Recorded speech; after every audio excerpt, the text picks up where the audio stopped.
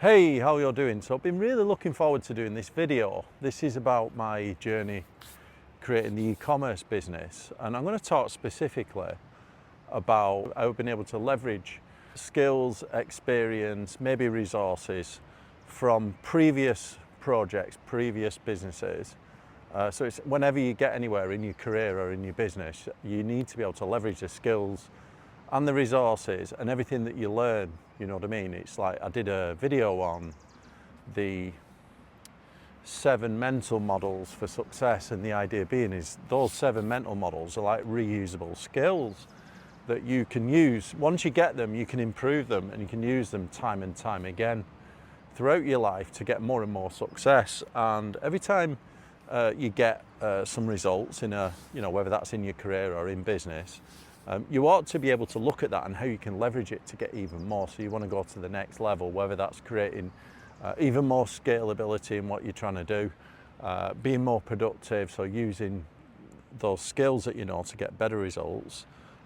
Maybe you're going to use your resources to get more efficiency, things like this. So that's what I'm talking about here. Obviously, the video that I did on the 7 mental models for success is just trying to sort of explain some of the mental models or like skills that are reusable that you should learn, right? And that's exactly what I've done. So when I talk about my journey to creating the e-commerce business, I'm going to be explaining how I found it a lot easier than the first. My main business was really hard because I'm going to be honest with you, I knew nothing about that business at the time. I'd never run a business before. I'd had some quite decent positions in my career, senior positions.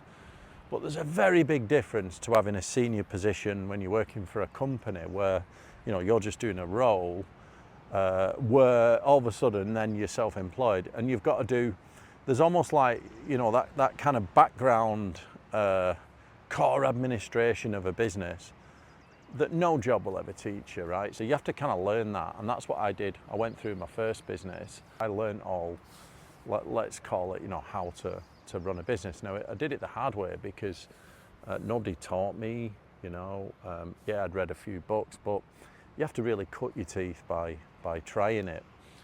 Anyway, today, I don't think I could have picked a better spot than this. This is called Sombrio Beach. It's on Vancouver Island. So where Vancouver is in Canada, there's an island. You have to take a boat trip, about an hour and a half. And the weather's absolutely amazing here, and it's just on the west coast. So I'm really happy to be talking about it here. Anyway, when I think about starting the e-commerce business, so the Goal Achievement Hub, goalachievementhub.com, is my e-commerce business that I started, and I've done it with my cousin who, Simone. She's really good at marketing, so she helps me with marketing, things like search engine optimization, optimizing websites so that they rank on Google. She helps me in my main tech business, and the results that she's got me there, it's got to the point where most of our leads in my tech business come from organic SEO, organic search engine optimization. And this is something I knew nothing about. And so Simone's a bit of an expert in this. So obviously part of this is about finding the right team, finding people that can bring that to you, because with every business, there's always a bit of trial and error to figure out, I think, where your market is, who your target audience is, and then how you're going to acquire that traffic. And from my own experience, this was very difficult at first. When I first started my tech business, I thought, even though I had a career as a consultant in the enterprise world, in the kind of like big public sector infrastructure projects, things like this, I was a consultant there. Maybe it was a bit of imposter syndrome, but I didn't think that they were our target audience for a client. I thought ours would be smaller projects, maybe almost like very small design projects, design practices would be our customers. So I was aiming there, and then quickly I realized that just wasn't where I was. And we started to get some projects in the sort of enterprise space, you know, the public sector space, because that's where I was operating, that's where I was a consultant. So the lesson there was, it was like that trial and error about finding where your market is. Now, one of the big things is once you get that far, yeah, you can exploit every contact you've got in business, but to reach other customers, you need to start using what I talk about creating leverage, right? And how do you get customers? Well, there's many different ways, but if you want to hit a lot of people, there's kind of two types, right? You've got paid traffic and you've got organic traffic. So in the organic world, you've got organic search engine optimization, and that is where you're creating organic content, right? Marketing content, right? That is of interest to that audience, and people are going to find it through search engine optimization. So that search engines, Google, Bing, YouTube, whatever, right? You know, people find you through the content that you create that is interesting to them, right? Now, on the organic world, you know, it's quite technical. You've got things like creating content that is for user intent, and it's got the right keywords, and there's a bit of technical that goes into structuring some content to make sure it's hitting all the technical points. There's many tools to help you. On the other side, you've got paid traffic. This is where advertising, right? This might be like a pay-per-click, where you pay to be at the top of Google. And this works because in the early part of starting a business, you might not have any what's called domain authority, or any kind of like, you know, Google and all these search engine things might not know who you are, right? And you might have, it's like when I created the tech business, we had complete scarcity, right? We was going up against these huge, like American software businesses and things like this, you know, the big international businesses, right? They were all well-known brand names that people knew. Our brand was just completely unknown, and it had complete scarcity, and that is a difficult place to start, because how do you build trust from scarcity and no track record? Even though I had track record as a consultant, I was kind of, our first clients were trusting me in terms of, you know, me as a consultant to get a small project. But when it comes to getting customers that had never heard of us before, this is where you really have to rely on your organic traffic, your organic SEO, and your paid traffic. Now, in the early days, it takes a bit of time to set up the organic traffic. It takes a while for these search engines to sort of crawl your site and start ranking, and you have to create a lot of content to rank. So what you do is, to get an audience quicker, you buy it, which means you're paying for advertising to be at the top of Google. Now, that's what I learned. So when I come to start the e-commerce business, the quickest part of it was actually setting up the website, right? But bearing in mind, this is after I created the product. So just a little bit on the product itself, the Journal for Goal Achievement. You might have seen in some of my other videos that I created the Journal for Goal Achievement from all of the tools that I've been using to gain my own success with my primary business, you know, my tech business, and also in my personal life, whether it's my fitness goals. I first started using Tony Robbins' RPM system, right? And I was using other journals, and I was putting them together in my own unique way to create my version of a results-based system. And it was quite close to it. Have you ever seen Objectives Key Results? Right, which is like what Intel and other companies, it was quite close to OKR, but I was using all these different products. I was using Tony Robbins RPM, I was using a journal, like a gratitude journal, and I was using them in such a way to plan all my projects and you know, get results basically in my personal and professional life. So I put that into a product, the Journal for Goal Achievement, because you know, people started to asking me, and I was wanting to help them. So I created the Journal for Goal Achievement as almost like a summary of all these different bits that I was using. It's my system for getting results. Once I created that product, that was like a passion project. I was able to self-publish it with my own funds, right? So I self-funded this, and if I hadn't have had the success from my tech business, I don't think I would have been able to do this, right? So that's one thing. I'm leveraging, let's call it, resources from my other business, right? Now, when it comes to setting up all the marketing, because with the Journal for Goal Achievement, that is a mass market audience product. So my tech business is a bit niche, you know, we have few big public sector sort of infrastructure projects in the regulated engineering world, right? You don't need many clients, and we've got a few clients, and a lot of it is, even though most of our leads come through organic SEO, it's all a consultative sale.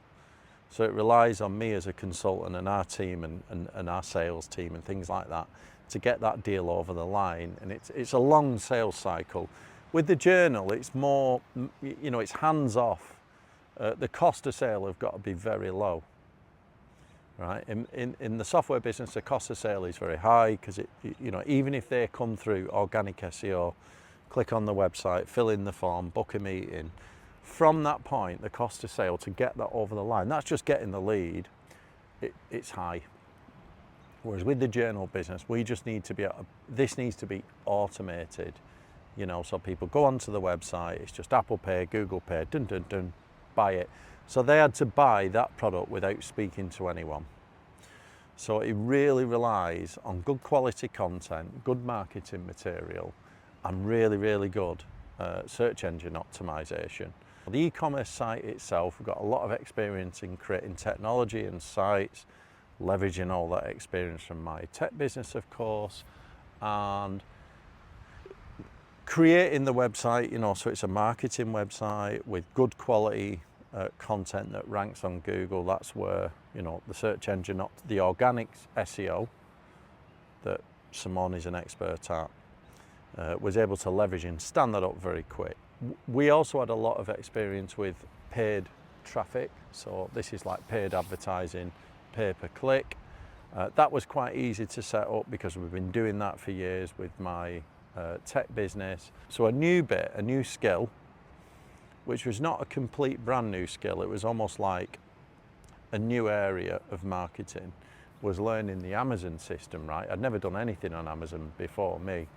I didn't even have a clue. So I had to learn how to use Amazon FBA, you know, fulfilled by Amazon, which is quite it sounds easy, right? Everyone says, oh yeah, you can just write a PDF. This is how easy you think it is, right?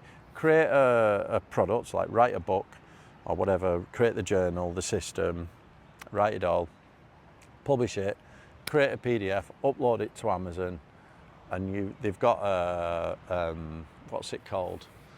Kindle Direct Publishing, right? KDP, which is, you know, you just upload a PDF, and every time someone places an order on Amazon, Amazon printed on demand there and then, and you get a royalty, right? Sounds great, scalable business.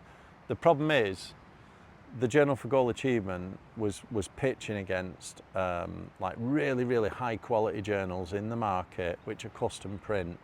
So I had to make the decision to print stock, right? And I had to print them in enough volume to get the print price down per unit, right? So at first I was thinking, oh, I'll just do a couple of hundred or something like this. But the print cost would have been so high per unit, you wouldn't have made any profit. So I had to print quite a lot, which meant we were holding stock, taking a bit of a risk on it.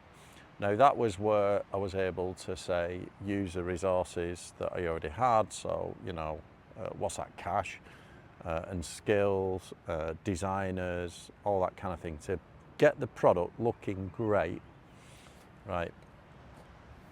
So that meant when we went to Amazon, instead of going KDP, we went FBA, which is, when you sell physical products on Amazon, you've got two choices. Your first one is you can either do fulfilled by merchant, which is where you're just using the Amazon marketplace, and then you're going to self-fulfill your own product, which means you're going to keep stock at your house, then you're going to post it out every time somebody places an order. Now that works for a bit, you know, it keeps the Amazon cost down. It works initially for a little bit, but what you'll find on Amazon is most people will want prime delivery, you know, this kind of next day delivery. And I think in my experience, the Amazon Prime delivery gives people confidence. Everyone kind of trusts, you know, that when I talked about scarcity of the brands, you know, you're talking a new brand here that's not got, you know, the Journal for Goal Achievement didn't have any reviews, product reviews or anything like that. So when you're starting out, if it's fulfilled by merchant, even though you're using Amazon, they know that it's going to be relying on you post it. So moving to fulfilled by Amazon, which meant you could get Amazon Prime, brought an extra level of trust for customers. And I think that's when the sales started to sort of pick up. The next part of it was learning about how to sponsor your products on Amazon. This is a little bit like my previous experience with using Google advertising. So I'd using Google ads for, say, website, pay-per-click, and also from YouTube video, pay-per-click to website. I've seen this before where people call it the marketing wagon wheel, where in the middle you've got your product and your sales site, whatever that might be, and you've got all these different marketing channels, right? You might have a YouTube video, you might have like a web page or an article which you're going to put through Google or Bing. You might have Facebook, Instagram, all these different things are all going to funnel in to your product, where, you know, you've got your e-commerce shopping cart, right? So if you imagine you've got two of them, you've got one on your website and you've got the Amazon one, right? The one on your website, it's quite easy because you're just using the same Google advertising strategy. So log into Google Ads exactly like I would do in my tech business, and whether I'm advertising through like Facebook Meta ads or Google ads or YouTube ads, and I do YouTube ads through the Google Ads platform, sponsored YouTubes or sponsored web pages, all through Google Ads platform, and then you got Meta. All of that was the same to our goalachievement.com website, exactly the same skills as with my tech business. What was quite new was the Amazon system itself. Amazon has its own kind of ecosystem, and it's got Amazon advertising with keywords, ad campaigns. It's quite similar to Google. I just found it a little bit tedious. You know, you have to run it a few weeks to really find which keywords are actually working and which ones to put negative. So anyway, once we got the Amazon ads working, the sales then started to creep up, and it's still in its infancy, but we are now getting regular sales each month. So how long did it take to set up? Well, creating the product was on me. I was writing that, and I had a friend of mine who was an editor help me edit it. That was really good. We got the product into really good shape. We used a designer to professionally, you know, lay it all out and get the fonts right and really make a high quality design. Had to pay for that. So writing the journal itself took about, let's say, a few months, 3-4. I was messing around with it for about 3 months, and then we had about just me playing around, laying it out, and then we had about a period of about 3 months of really finishing the product. Creating the website took no time at all because me and Simone have done this before. It was just a case of getting the right imagery out of the designer, choosing the right theme, a bit of technical on hooking up the e-commerce side, because the actual e-commerce shopping cart bit was a bit new to me. You know, in my tech business, we don't have that. Yeah, we've got the website and call to action and everything to a contact form to book a meeting. But you don't, in my tech business, you don't put your credit card details in and buy the software there and then. It's an enterprise deal. Creating the website itself, the e-commerce website, was about a couple of weeks. It was nothing. Getting the right articles and generating content that's going to be SEO friendly for the organic SEO is an ongoing thing, but we started that straight away. The Amazon side was, I'm not being honest, it was a ball ache, right? I really found it tedious. If you ever go into Amazon, one of the mistakes I made was, if you create a listing and let's say it's got multiple colors or multiple options, you create what's called a parent listing and child listing. So when you click through, you ever seen this on Amazon? You've got all the options here, you know, so the customers can choose and all that kind of thing. Sounds great. If you create the parent listing and then go into Amazon and then just say add variants and do them there, it actually, if you just do it through add variants from the parent, actually cocks it all up, right? And once you add a product onto the Amazon database, it kind of gets baked in as what they call an ASIN, which is like an Amazon number. And once you get this thing baked in, it's actually hard, even though you might be the only seller of that product, and it is in our case because, you know, it's a brand, so we trademark the brand, and we're the only seller. But the product ASINs got baked into Amazon. They wouldn't let us edit them.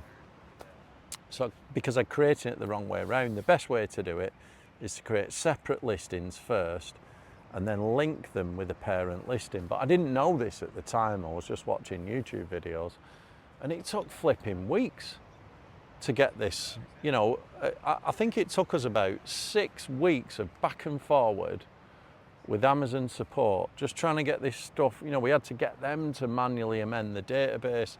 There's such a thing called a flat file where you export an Excel, amend it in an Excel or a CSV, and then re-upload it into Amazon.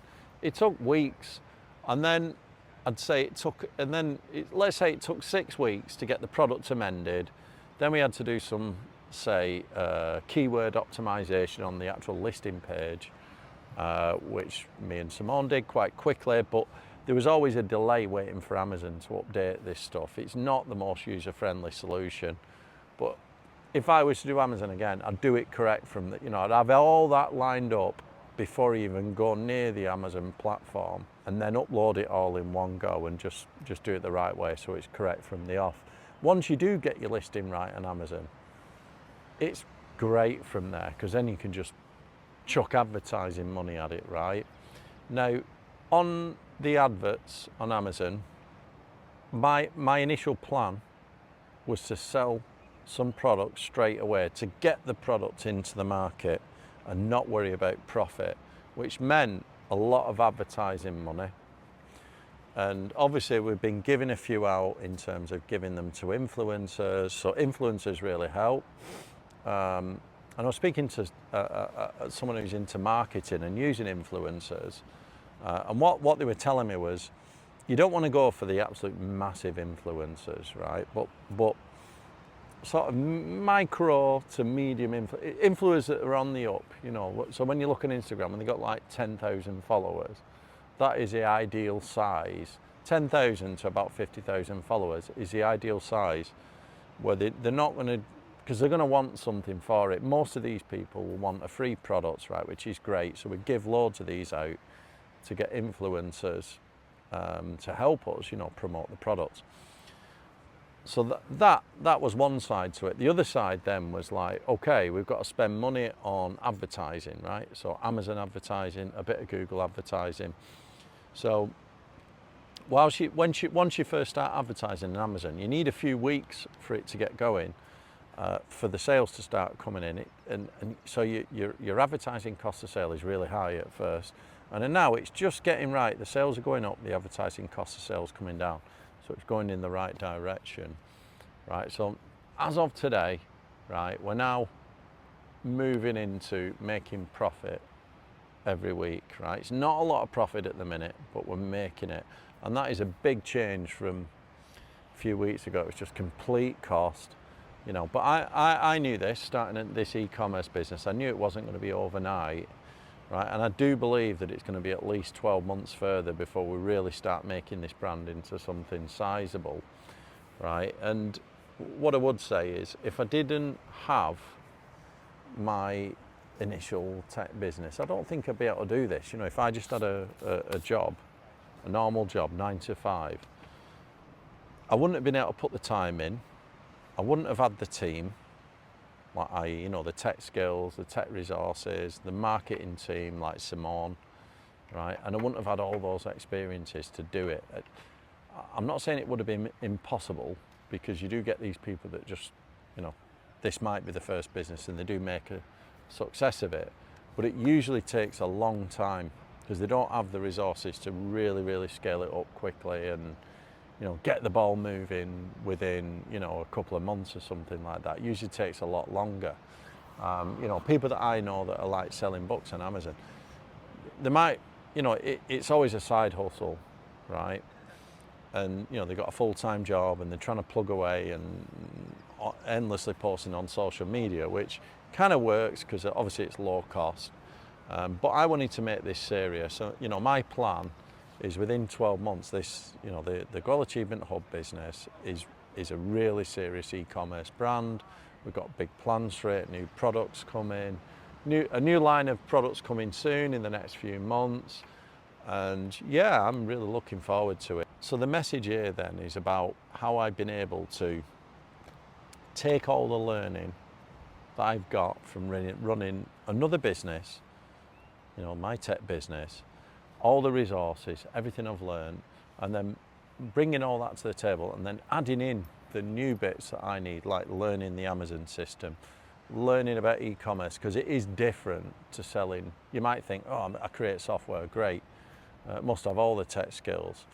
It's a little bit different in e-commerce, but I've been able to let's say 75% of what I'm using I've already got, and I'm just adding the extra bits that I know, like the e-commerce part, which is quite niche. Even if that's 50% extra,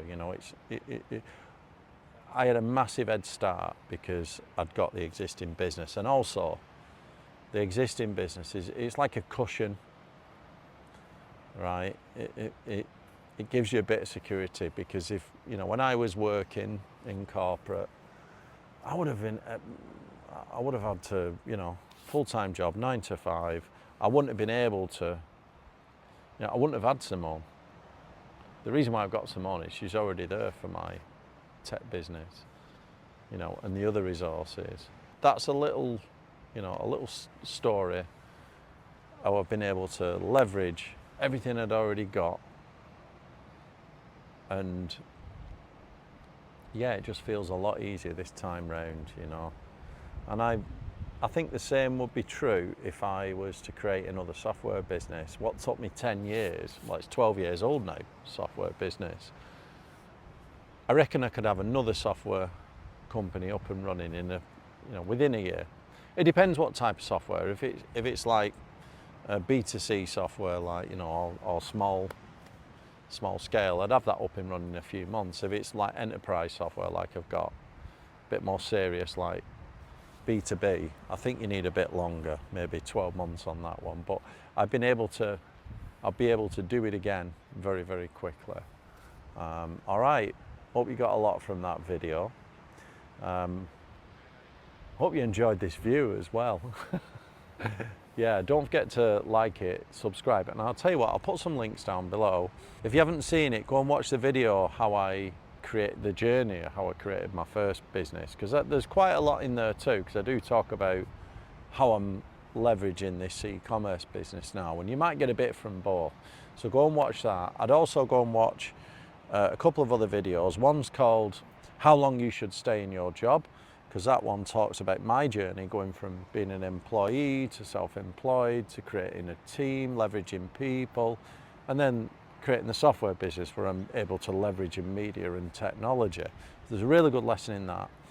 And there's also a video that I did in terms of, I think it's called How to Turn Your Passion into a Profitable Venture, a profitable business. Right, thanks for listening. Don't forget to like the video, subscribe, and see you all next time.